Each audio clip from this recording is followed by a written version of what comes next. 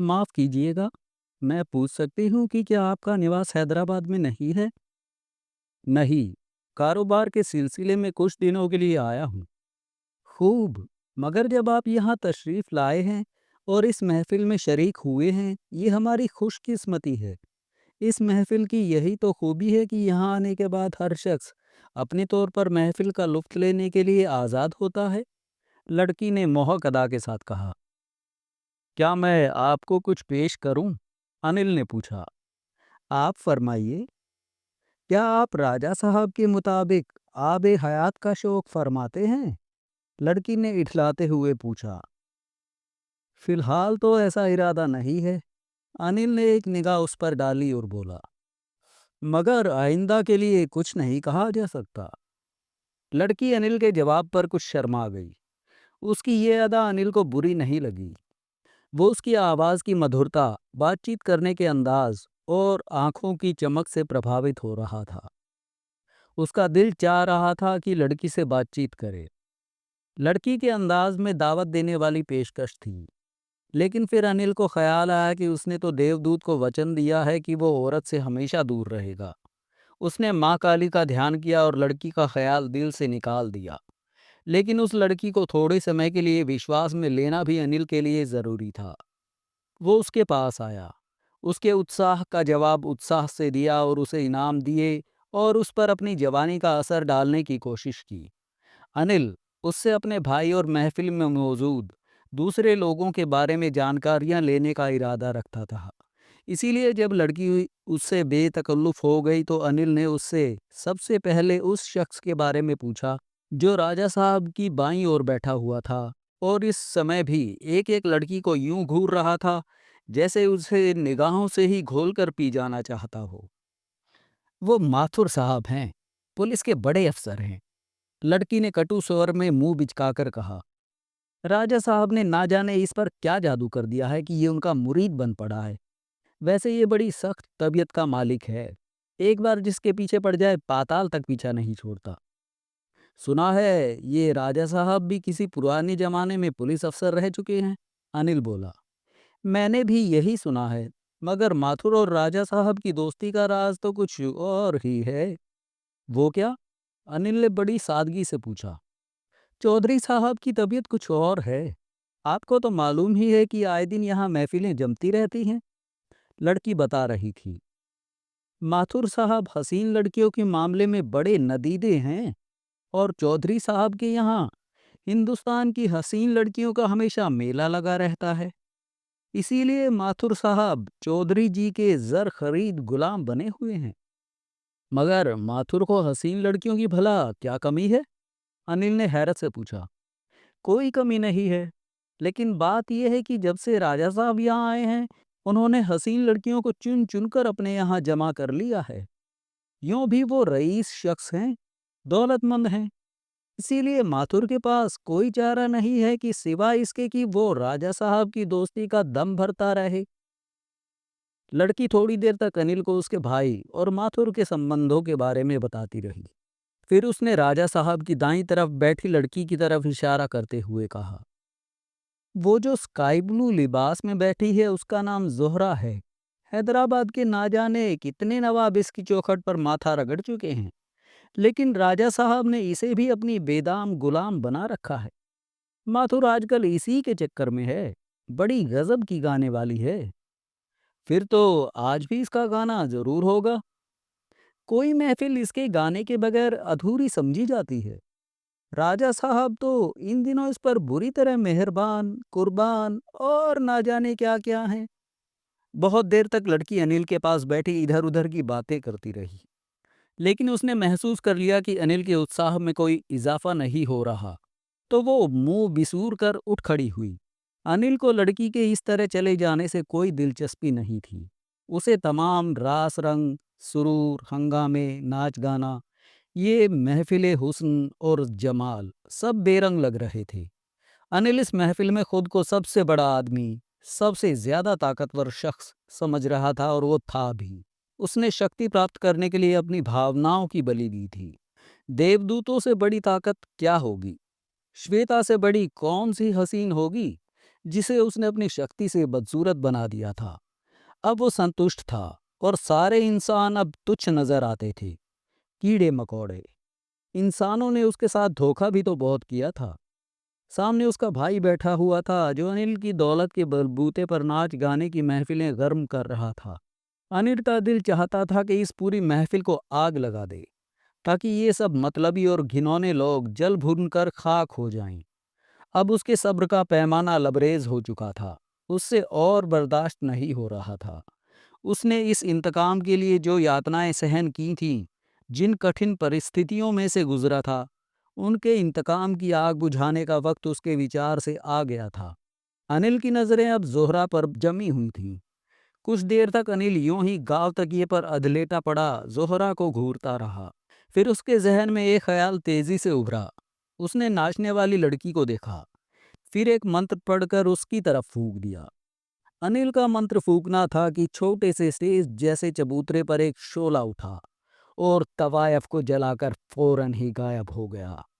महफिल जो एक क्षण पहले तक बागो बहार बनी हुई थी, एकदम बदल गई। बहके हुए तमाशबीन भी इस अचानक और अनापेक्षित हादसे पर दंग रह गए थे।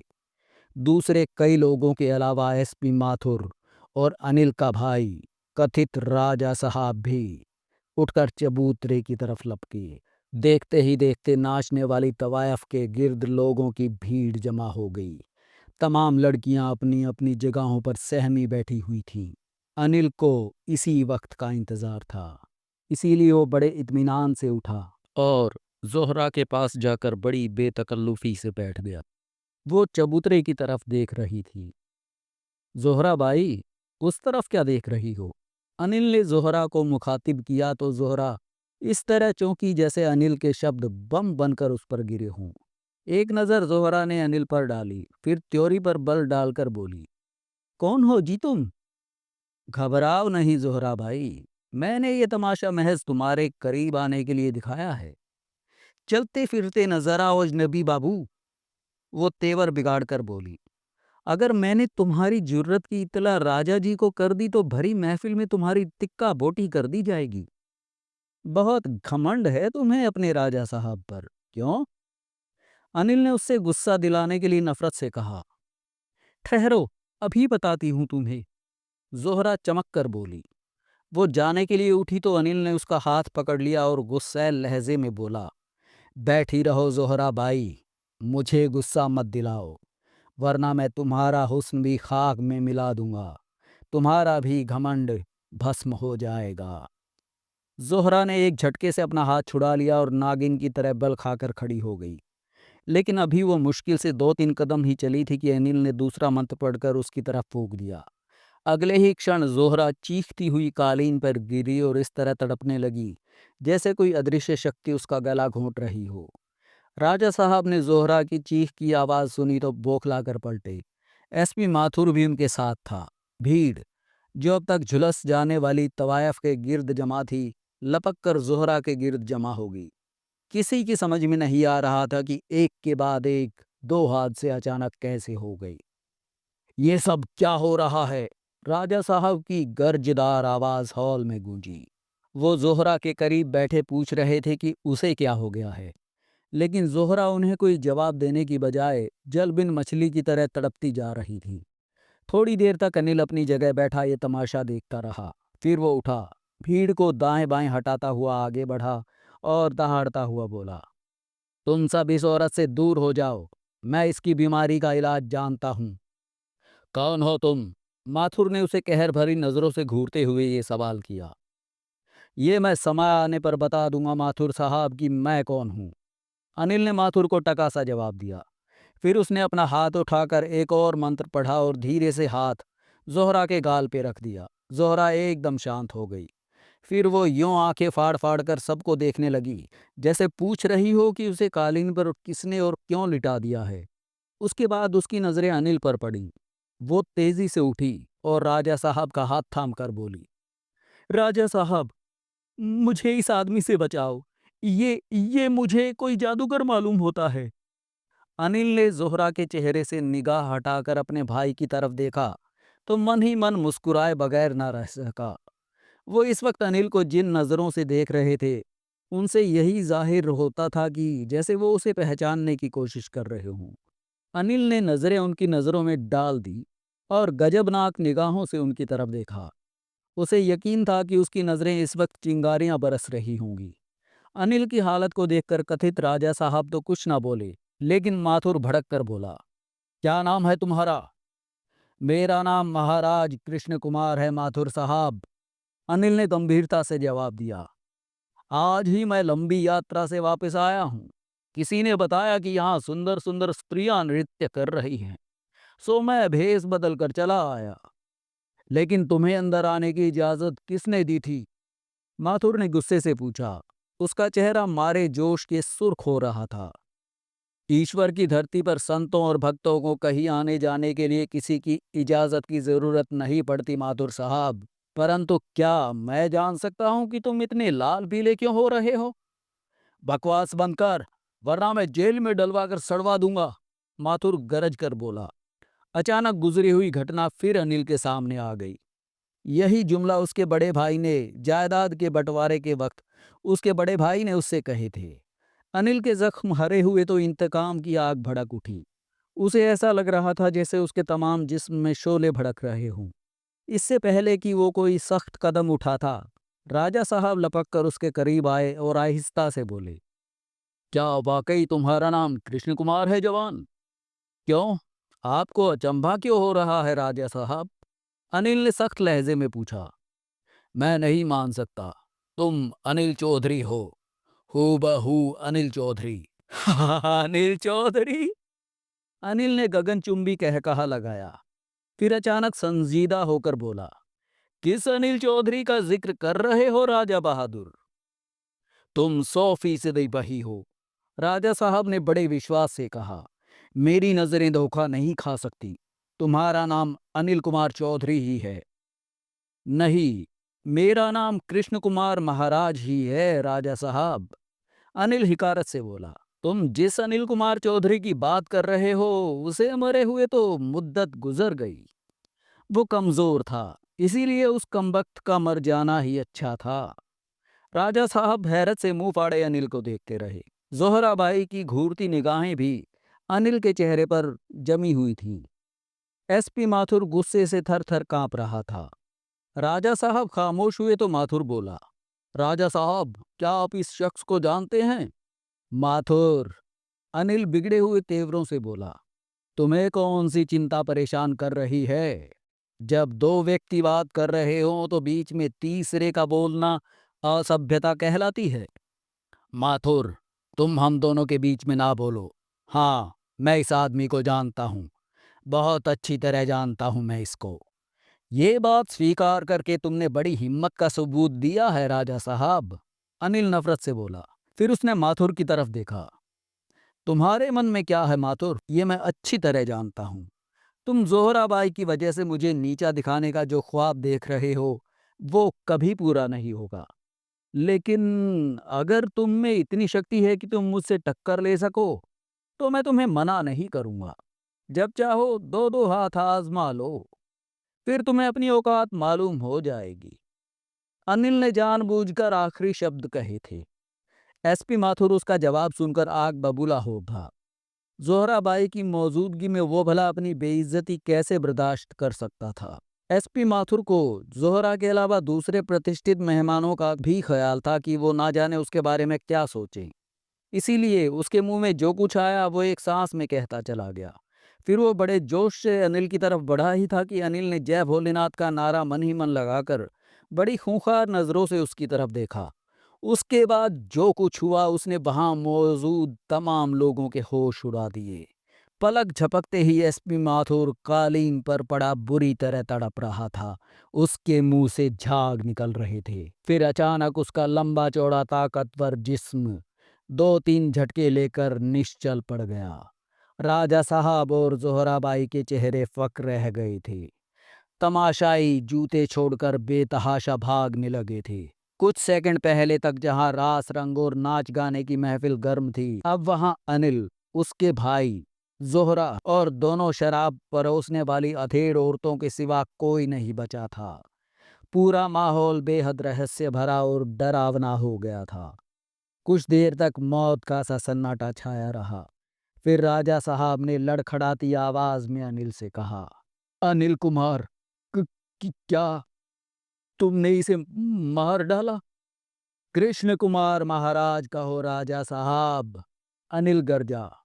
क्या तुम भूल गए थे कि जुल्म जब हद से गुजर जाए तो पांव तले दबी चूंटी भी पलटकर काट खाती है। कभी मैं तुम्हारा भाई था जिसे तुमने गिरफ्तार करवा देने की धमकी देकर उसको जायदाद से वंचित कर दिया था और दूध में गिरी मक्खी की तरह निकाल फेंका था। लेकिन अब वक्त आ गया है जब तुम्हें भी मेरी तरह कठिनाइयों से दो चार होना पड़ेगा।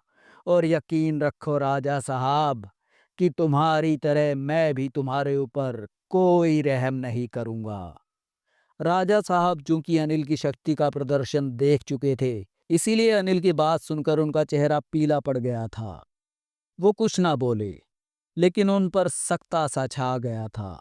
जोहराबाई स्तब्ध खड़ी सब कुछ सुन रही थी। जब उसने देखा कि राजा साहब की अमीरी और रौब-दाब अनिल के सामने बेबस हो गए हैं, तो उसने बचकर भाग निकलना चाहा। वो दौड़ उठी, लेकिन वो दरवाजे तक भी नहीं पहुंची थी कि अनिल ने उसे रोकते हुए कहा, तुम किधर को निकल चली छमक छलो? क्या लगाव इसी को कहते हैं कि जब चाहने वाले पर बुरा वक्त आए तो प्रेमिका पल्ला झाड़कर निकल भागे। महाराज, मैं बेकसूर हूँ, मुझे माफ कर दो। जोहराबाई, जो अनिल से बुरी तरह डर गई थी, गिड़गिड़ाने लगी। मैंने तुम्हारे साथ कोई धोखा या फरेब नहीं किया। क्यों? क्या तुमने भी मेरी तिक्का बोटी करवा देने की धमकी नहीं दी थी? और क्या तुमने अब तक राजा साहब से लाखों रुपए नहीं ऐंठे हैं? उनमें कुछ हिस्सा मेरा भी तो था। मैं आपको मुंह मांगी रकम देने के लिए तैयार हूँ, बशर्ते कि आप मुझे माफ कर दें। मैं तुझे माफ कर सकता हूँ, लेकिन तुझे अपने पापों के लिए थोड़ा सा कष्ट उठाना होगा, अनिल ने गंभीर लहजे में कहा। फिर अनिल ने अपना सीधा हाथ उठाकर मध्यमा उंगली को झटका दिया। पलक झपकते ही अनिल की उंगली से एक नीले रंग का शोला निकलकर जोहराबाई की तरफ लपका और उसने पल भर में जोहराबाई के हसीन चेहरे को जलाकर विकृत कर दिया। दर्द की अधिकता से जोहराबाई ने एक जोरदार चीख मारी। फिर वो बेहोश होकर फर्श पर बिछे कालीन पर जा गिरी। दोनों अधेड़ मोटी औरतें कूल्हे मटकाती तेजी से भाग निकली। बड़े हॉल में अब अनिल और उसके भाई साहब के सिवा कोई तीसरा मौजूद नहीं था। राजा साहब के चेहरे पर हवाइयां उड़ रही थी।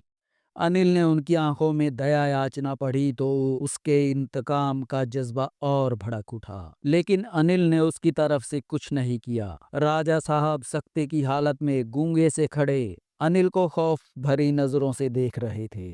फिर मुर्दा सी आवाज में बोले, मैंने तुम्हारा जो हक मारा था उसके लिए मुझे अफसोस है, लेकिन अब मैं तुम्हें तुम्हारा हिस्सा देने के लिए तैयार हूं। अब समय बीत चुका है राजा साहब, अनिल ने हिकारत से जवाब दिया। जब मैं कमजोर और बेबस था, उस वक्त तुमने मुझे दुत्कार दिया था, और आज जबकि देवताओं की कृपा से मैं महान शक्ति का मालिक बन गया हूं, तो तुम मेरे सामने सिर झुकाए खड़े होने पर मजबूर हो। लेकिन मुझे ये सौदा मंजूर नहीं है। मैंने आज तक जो यातनाएं सहन की हैं, उन्हें मैं ही जानता हूँ, और उनका तकाजा है कि तुम्हें ऐसी सजा दी जाए कि तुम उम्र भर याद रखो और अपनी ताकत तथा दौलत के नशे में किसी मजबूर का दिल ना दुखा सको। मैं तुम्हारा बड़ा भाई हूँ, राजा साहब ने हकलाते हुए कहा। मैं मानता हूँ कि मैंने तुम्हारे साथ बहुत जुल्म किया है, लेकिन तुम्हारी भाभी और भतीजे भतीजियों ने तो कुछ नहीं किया। अगर तुमने मुझे नुकसान पहुंचाया तो इसका असर उन लोगों पर भी पड़ेगा। क्या मुझे जायदाद से वंचित करते वक्त तुम्हें ख्याल नहीं आया था कि हमारे बाप की आत्मा तड़प उठेगी स्वर्ग में भी इस अन्याय पर? अनिल ने नफरत से कहा। वो सब कुछ तो ठीक है, मगर अब तुम जितनी दौलत चाहो मैं तुम्हें दे सकता हूँ। लेकिन अब मुझे कुछ नहीं चाहिए राजा साहब, अनिल जहरीले लहजे में बोला। भैरव जी और भोले शंकर की कृपा से अब मेरे पास इतनी शक्ति है कि अगर मैं मिट्टी के ढेले को भी छू लूं तो वो भी सोने का पहाड़ बन जाए। तो फिर तुम क्या चाहते हो? मैं जो चाहता हूं वो तुम्हें अभी मालूम हो जाएगा, अनिल गुस्से में बोला। नहीं नहीं, अनिल नहीं, मैं तुम्हें भगवान का वास्ता देता हूं।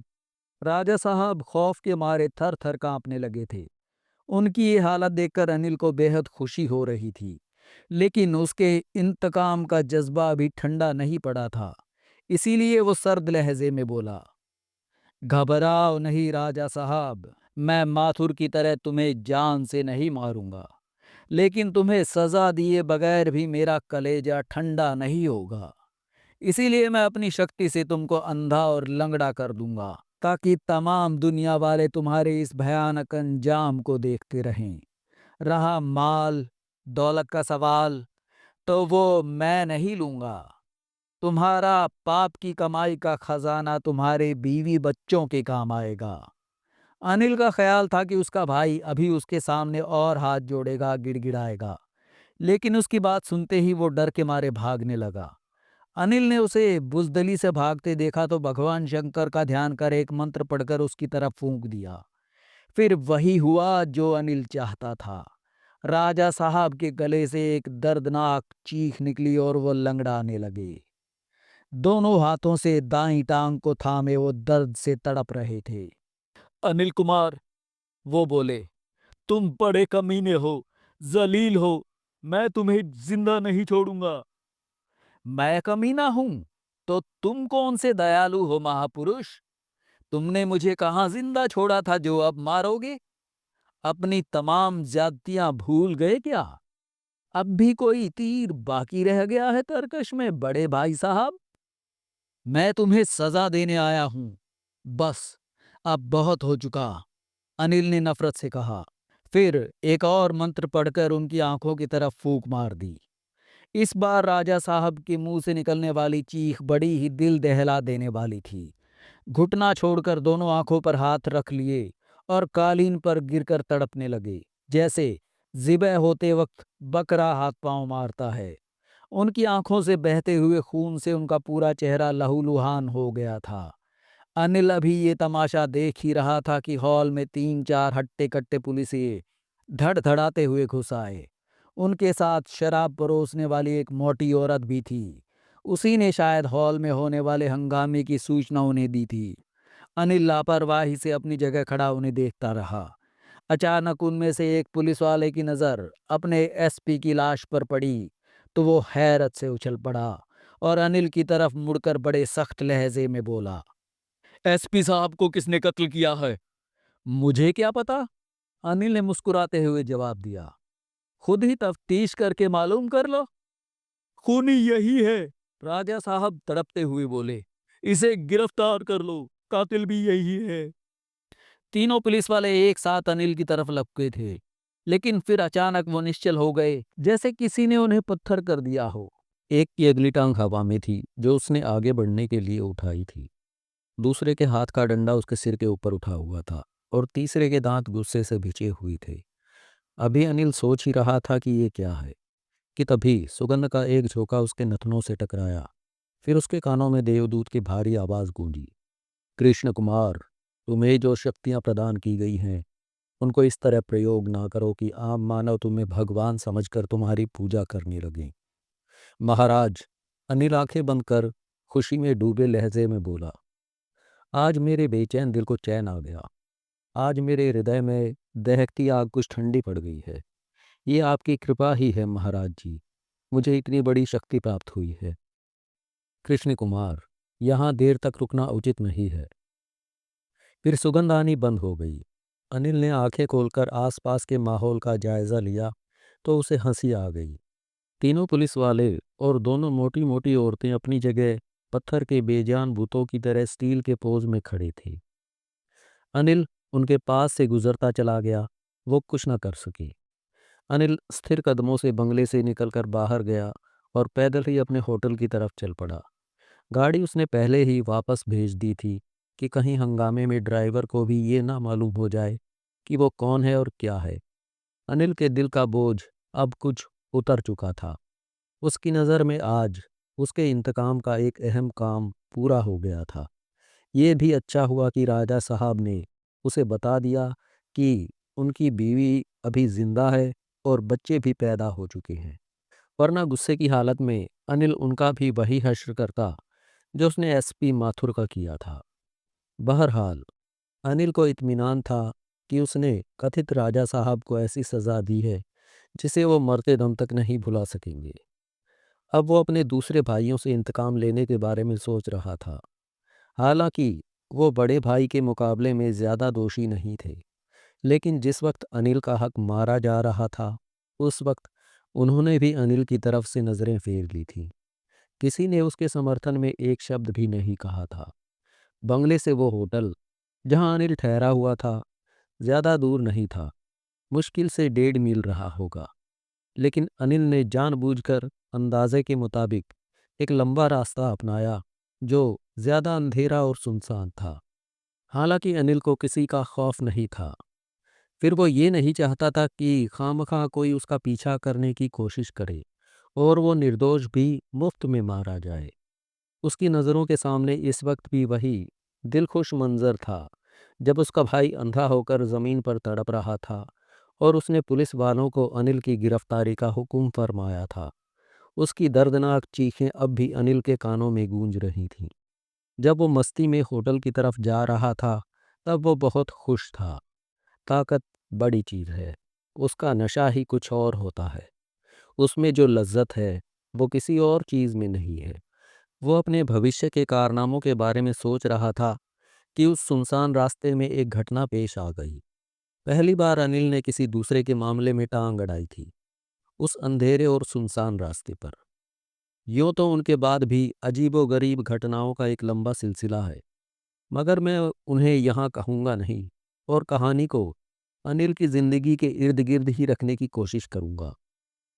हाँ, तो अनिल सुनसान और अंधेरे रास्ते से गुजरता हुआ उस होटल की तरफ जा रहा था जहाँ वो काशी से आकर ठहरा हुआ था कि विपरीत दिशा से कोई अचानक प्रकट होकर इतनी जोरों के साथ उससे आ टकराया कि अगर अनिल ने फौरन खुद को संभाल ना लिया होता तो शायद गिर ही पड़ता। टक्कर इतनी अचानक और जोरदार थी कि अनिल का अच्छा खासा मूड खराब हो गया। करीब था कि घूमकर टकराने वाले पर द्वार कर बैठता कि एक भर्राया हुआ स्त्री स्वर सुनाई दिया। माफ करना भाई। कौन हो तुम? अनिल ने संभलते हुए उस औरत को देखा जो एक सफेद चादर अपने पूरे जिस्म पर लपेटे मुंह फेरे खड़ी थी। अनिल उसकी आवाज सुनकर ही समझ गया था कि उस पर जरूर कोई विपदा आन पड़ी है। उसकी फूली फूली सांसों ने अनिल के अंदाजे की तस्दीक भी कर दी थी। अंधेरे की वजह से वो अब तक उसकी शक्ल नहीं देख सका था। औरत उसे जवाब देने की बजाय आगे बढ़ी तो अनिल ने लपक कर उसका रास्ता रोक लिया और बड़े नर्म लहजे में बोला, बहन, जब तुमने मुझे अपना भाई कहा है तो मुझे अपना दुख बताने में क्यों हिचक रही हो? बता, क्या बात है? शायद मैं तुम्हारी कोई मदद कर सकूं। भगवान के लिए मुझे जाने दो। अगर वो मेरा पीछा करते हुए यहाँ तक आ गया तो मुझे जान से ही मार डालेगा। औरत ने खौफ से कांपती हुई आवाज में कहा। फिर वो पलटकर पीछे देखने लगी। क्या वो तेरा कोई दुश्मन है जो तुझे कत्ल करना चाहता है? अनिल ने नर्म स्वर में ही पूछा। दुश्मन? औरत दर्द भरे लहजे में बोली। फिर थोड़ा रुककर उसने कहा, अगर वो दुश्मन ही होता तो मुझे कोई दुख ना होता। अफसोस तो इस बात का है कि वो मेरा पति होते हुए भी मेरी जान के पीछे पड़ा हुआ है। बात क्या है? मुझे सच सच बताओ। क्या तेरे पति को तुझ पर शक हो गया है? हाँ, औरत ने एक बार फिर मुड़कर देखते हुए जवाब दिया। उसे शक है कि मैं चरित्रहीन हूँ। भाई, मैं ईश्वर को हाजिर नाजिर जानकर कहती हूँ कि आज तक मैंने कभी अपने पति के अलावा किसी दूसरे मर्द को नजर भरकर देखा भी नहीं है। फिर शक शुबा करने की वजह? मुझे ना रोको भाई, वो मुझे कमरे में ना पाकर जरूर मेरा पीछा करेगा। बहन, तूने मेरी बात का कोई जवाब नहीं दिया। मुझे अपनी पूरी कहानी सुना दो। मैं वादा करता हूं कि तुम्हारी मदद जरूर करूंगा। क्या तुम हिंदू हो? हाँ, अनिल बोला। तुमने बताया नहीं कि तुम्हारे पति को तुम्हारे ऊपर चरित्र होने का संदेह कैसे हो गया? उसने अपने भाई के कहने पर मुझे उल्टा समझ लिया है, औरत ने धीरे से कहा। दरअसल वो बेहद लंपट और बेगैरत है। उसने अपनी भाभी पर बुरी नजर डाली। वो मुझे भ्रष्ट करना चाहता था। मेरे इनकार पर वो मुझसे बदला लेने पर तुल गया है और अपने भाई से ना जाने क्या क्या उल्टी सीधी लगा दी है, या कोई जादू कर दिया है कि वो मेरा दुश्मन हो गया है। पिछले 1 हफ्ते से वो मुझे कमरे में बंद करके मुझ पर जुल्म ढा रहा है। उसने मुझे लाठियों से मारा है और भूखा प्यासा रखा है। आज इत्तेफाक से मुझे मौका मिल गया है और मैं वहां से भाग निकली। अब कहाँ जाने का इरादा है? सोचती हूँ इस अपमानजनक जीवन से मुक्ति पालूं या बेंगलोर में अपनी बूढ़ी और अपाहिज माँ के पास ही चली जाऊं। मेरी समझ में कुछ नहीं आ रहा भाई कि मैं क्या करूं। तुम्हें कहीं जाने की जरूरत नहीं है। मेरे साथ अपने पति के घर वापस चलो। नहीं भाई, वो मुझे जान से मार डालेगा, औरत फरियाद सी करते हुए बोली। मेरे होते हुए तुम्हें डरना नहीं चाहिए। मैं तुमसे वादा करता हूं कि सब ठीक हो जाएगा। पहले तो वो औरत किसी तरह भी घर जाने को तैयार ना हुई और यही कहती रही कि उसका पति उसे जिंदा नहीं छोड़ेगा। लेकिन जब अनिल ने उसे इस तरह से यकीन दिला दिया कि उसकी मौजूदगी में औरत का पति या देवर उसका बाल भी बांका नहीं कर सकेगा, तो वो अनमनी सी अनिल के साथ जाने को तैयार हो गई। उस औरत का घर 2 फरलांग दूर था। रास्ते में वो अनिल को अपने पति के जुल्म की बहुत सी बातें बताती रही। शायद इसीलिए कि उसे अनिल की बातों पर पूरी तरह विश्वास हो गया था, या फिर मुमकिन था कि वो एक हमदर्द पाकर अपने दिल का बोझ हल्का करना चाहती हो। लेकिन अनिल इस वक्त अपनी सोचों में गुम था। जहां तक उस औरत की बात थी, तो अनिल ने पहले उसकी शक्ल देखना तो क्या, कभी उसकी आवाज तक नहीं सुनी थी। मगर अनिल को यकीन था कि वो एक शरीफ और अच्छे चाल चलन वाली औरत थी। घर से वो सिर्फ इसीलिए भागी थी कि अपनी जान दांव पर लगा दे, लेकिन अपने पति और उसके भाई के दरमियान कोई दुश्मनी ना पैदा होने दे। बहरहाल अनिल तय कर चुका था कि इस बेबस और मजबूर औरत की मदद जरूर करेगा। जिस वक्त वो अनिल को साथ लिए अपने मकान पर पहुंची, तब अंदर से जोर जोर से बोलने की आवाजें आ रही थी। कोई मर्द बड़े गुस्से की हालत में किसी औरत को गालियां दे रहा था। दूसरी मर्दाना आवाज पहले वाले के गुस्से को और भड़का रही थी। अनिल समझ गया कि औरत का पति अपने कमीने और बेगैरत भाई से बातें कर रहा है। इशारे से अनिल ने औरत से बाहर ही रुकने को कहा, फिर बेधड़क मकान के अंदर दाखिल हो गया। जिस कमरे में वो दोनों मौजूद थे, उसके दरवाजे पर पहुंचकर अनिल खामोशी से रुक गया और उनकी बातें सुनने लगा। लेकिन वो इस वक्त गई कहाँ होगी? एक शख्स ने, जिसका चेहरा गुस्से से सुर्ख हो रहा था, तिल मिलाते हुए कहा, यही शायद उस औरत का पति था। मैंने तो आपसे पहले ही कहा था भाई साहब कि उसके लक्षण अच्छे नहीं हैं। दूसरा बोला था, माँ के घर भला क्या मुंह लेकर जाएगी? चली भी गई तो वो बुढ़िया खिलाएगी कहाँ से?